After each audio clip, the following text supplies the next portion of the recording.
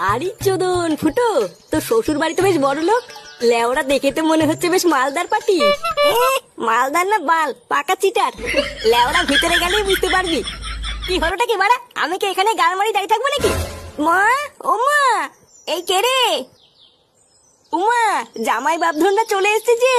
এ কি, আমার দাদু ভাইও এসেছে।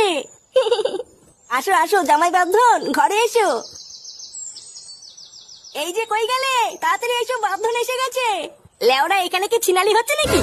উমা, কেন কি হয়েছে? কি হয়েছে মানে? বাড়া তোমার মাকে বলে দেবা এইসব বাপধন ছোট ধন বড় ধন এইসব বালছার নামে যেন আমাকে না ডাকে।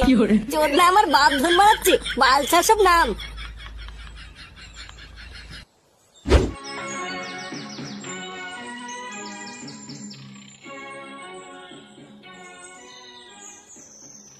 হ্যাঁ গো, তুমি সেই থেকে কি ভাবছো বলো তো?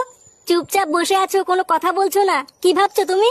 ভাবছি ওই শুয়োরের বাচ্চাটা ফুটো শ্বশুর বাড়ি কেন গেল।